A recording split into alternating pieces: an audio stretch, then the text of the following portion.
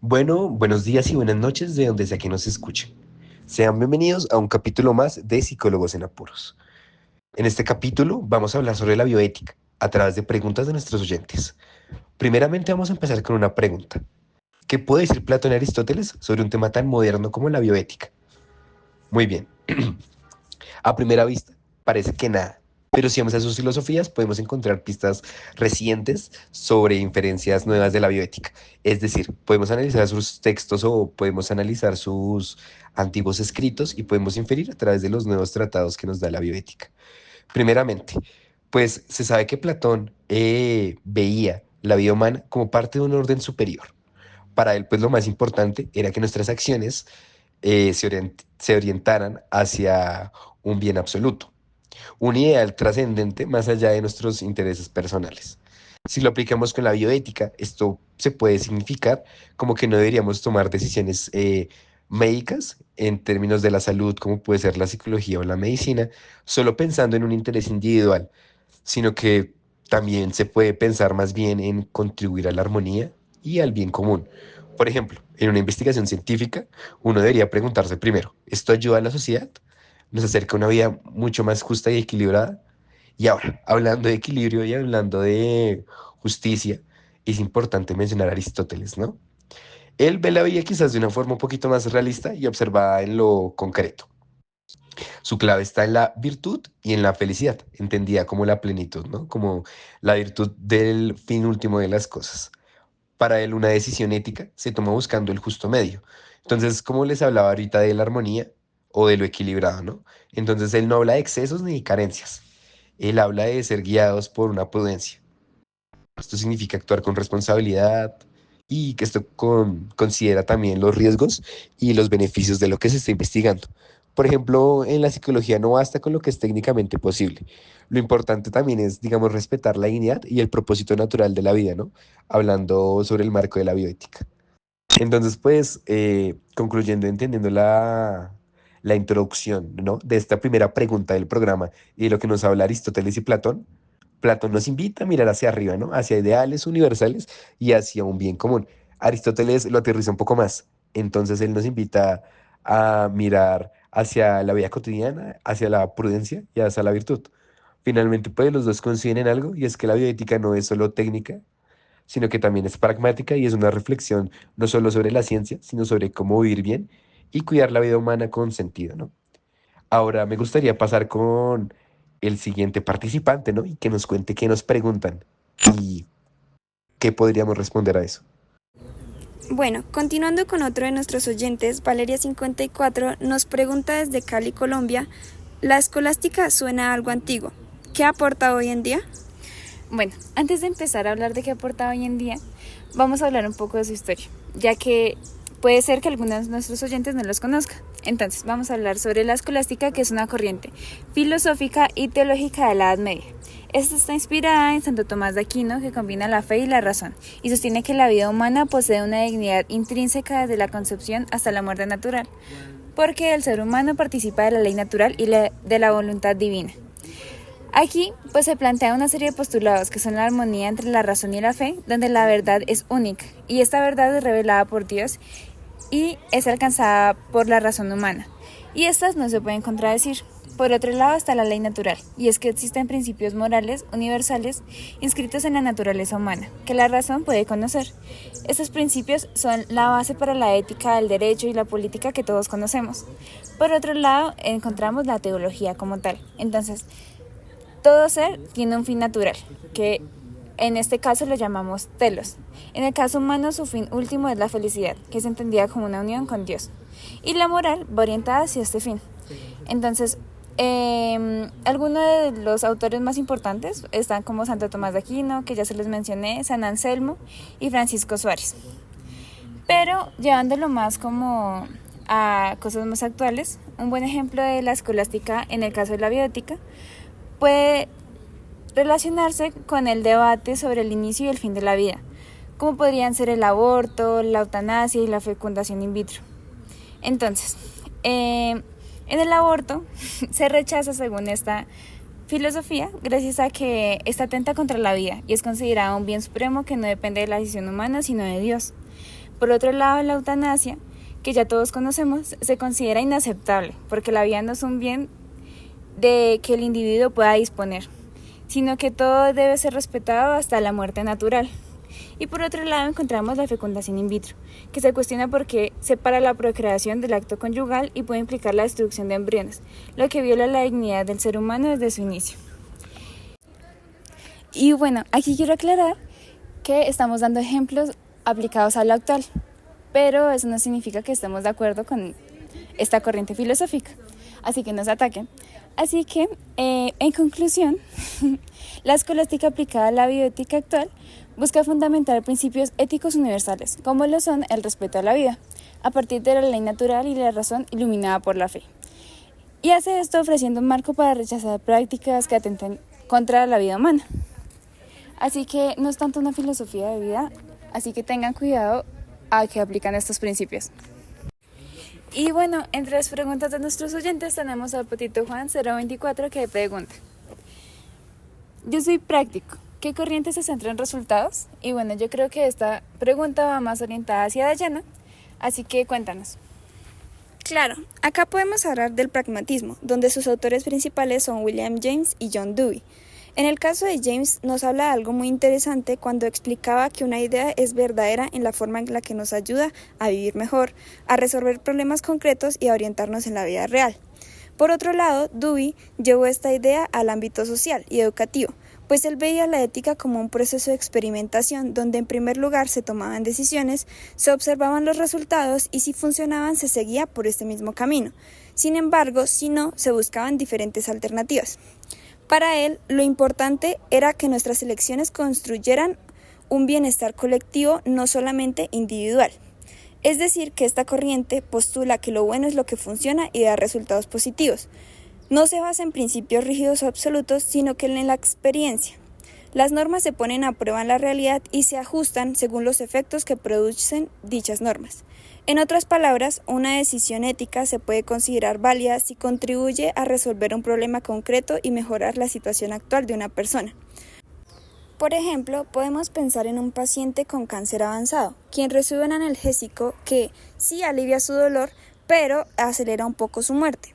Desde la corriente pragmática, esta decisión es válida porque mejora su calidad de vida ahora, en el presente. No importa tanto la regla abstracta, sino el efecto real que tiene sobre la persona. Claro, el pragmatismo suena a la forma perfecta de resolver un dilema ético, pero este menciona que se basa en que los resultados sean buenos y opta por el beneficio de las personas. Pero en este caso, ¿quién nos dice cuál es el beneficio de la persona? ¿Acaso tenemos que pasar por encima de las decisiones de un paciente solo porque creemos que esto es lo mejor para él? Bueno, pues para que podamos entender un poco mejor esto, podríamos irnos a una de las preguntas de nuestros oyentes, la cual dice: ¿y si lo correcto no depende del resultado? Bueno, pues en este caso entra Kant con su ética formal. La ética formal de Kant parte de la idea de que una acción es formalmente correcta, no por sus consecuencias, sino porque se realiza por deber y siguiendo principios universales.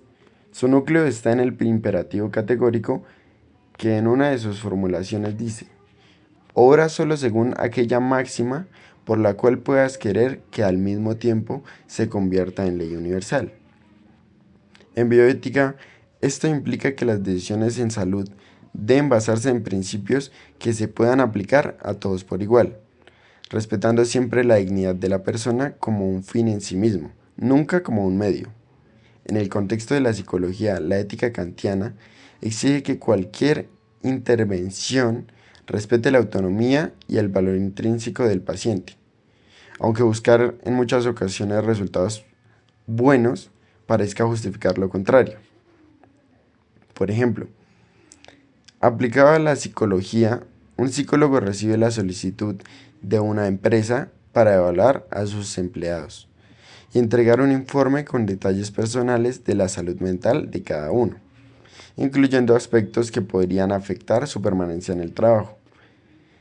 Desde la ética kantiana, el profesional debería negarse a revelar esa información, ya que esta es confidencial y no tiene la autorización de uno de los empleados para poder revelarla.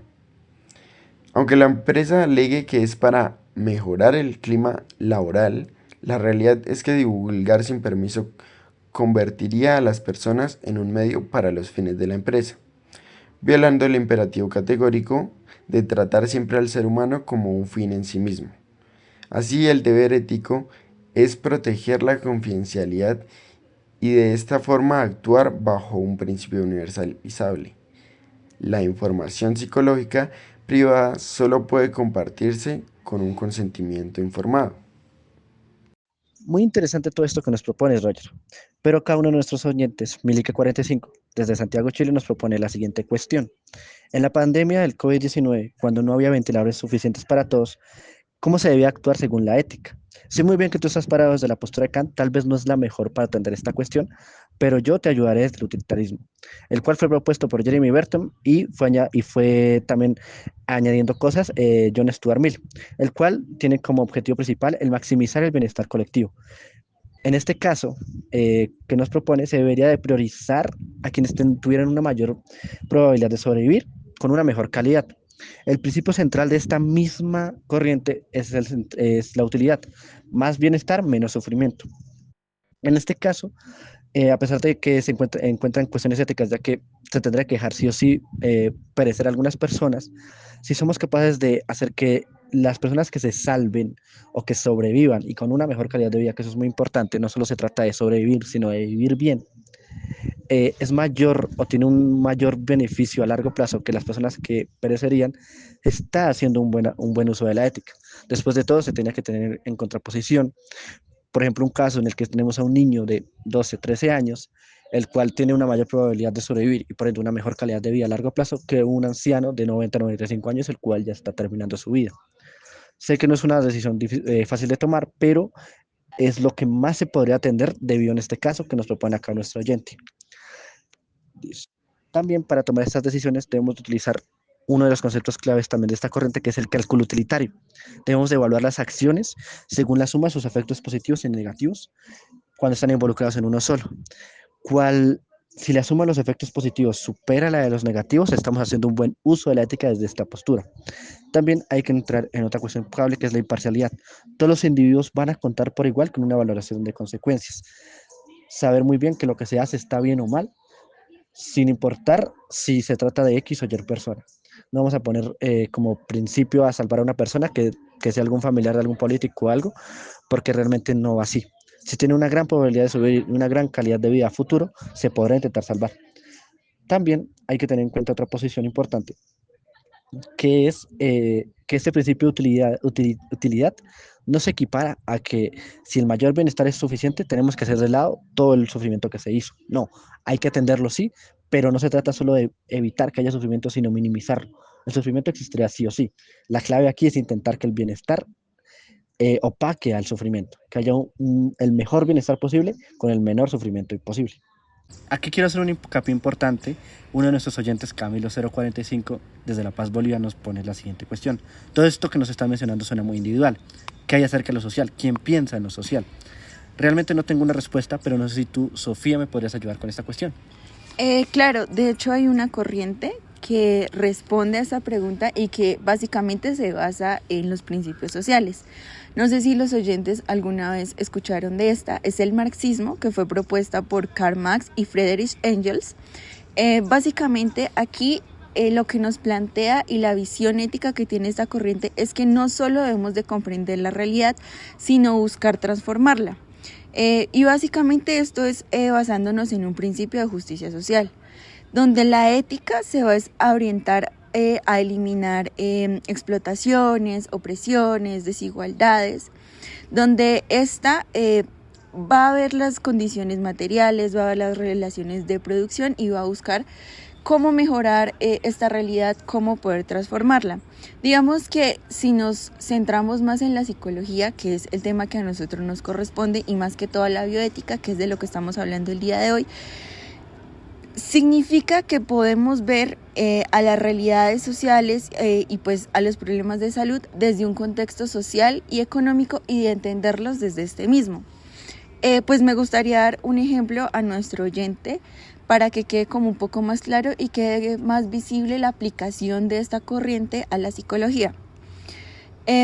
Planteémoslo de una forma sencilla. Si en una población, en un pueblo, vemos que la mayoría de los pacientes que han sido diagnosticados con depresión cuentan con una característica común, que es que son de barrios pobres, pues desde el enfoque marxista no nos vamos a centrar solo en hacer una terapia individual, en tratar únicamente a los sujetos y verlos como pues actores aislados, sino lo que vamos a hacer es ver a la comunidad más que todo como una forma conjunta, y vamos a buscar generar un cambio estructural que combata pues estas desigualdades, que combata el origen del problema y, como lo propone la corriente, que transforme su realidad.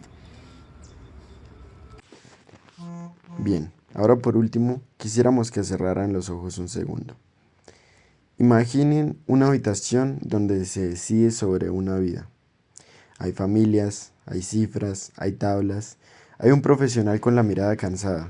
Ahora, abre los ojos. Eso que viste es la bioética en acción, no un libro de recetas, sino un encuentro de voces. Platón nos diría, busca la armonía interior.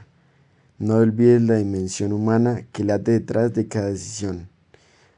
Aristóteles te recordaría la prudencia. No existe la regla perfecta, existe el buen juicio que equilibra extremos. La escolástica te prediría no perder de vista la dignidad que todo ser humano posee, una verdad que atraviesa doctrinas. Kant sostendría con firmeza que hay deberes que no se pueden traicionar. Trata a la persona como fin, nunca como medio. El pragmatismo, con tono más práctico, preguntaría, ¿esto funciona para aliviar el sufrimiento hoy? El utilitarismo calcularía el bienestar colectivo y exigiría mirar quién gana y quién pierde. Y el marxismo reclamaría atención del contexto. ¿Quién paga la cuenta social de esta decisión? Todas son respuestas legítimas, pero quizás la reflexión que quiero dejarte no es cuál teoría tiene la razón, sino qué hacemos cuando las teorías se contradicen. Allí en ese cruce nace la ética madura, no como certidumbre, sino como responsabilidad compartida, no porque una voz apague a las demás, sino porque las voces se escuchan, se tensan, y a partir de esa tensión nace una acción que puede no ser perfecta, pero sí ponderada, humilde y consciente. Piensa en esto. La decisión que más te satisfaga intelectualmente puede fallar a quien sufre en silencio. La regla que más respeto inspire puede dejar fuera al más desfavorecido. Por eso la bioética exige algo parecido a una conversación larga y atenta. Escuchar al paciente, a la familia, a la comunidad, validar datos, considerar consecuencias y, sobre todo, preguntarnos quién no está en la sala y por qué. Si te vas con una idea, que sea esta. La ética no es una fórmula que aplicas, es una práctica que cultivas. Cultiva la escucha, la humilde deliberación y el valor de actuar aún sabiendo que la respuesta será incompleta. Tal vez la mayor virtud ética sea precisamente aceptar esa incompletitud y aún así decidir con compasión. Gracias por acompañarnos en un capítulo más de Psicólogos en Apuros.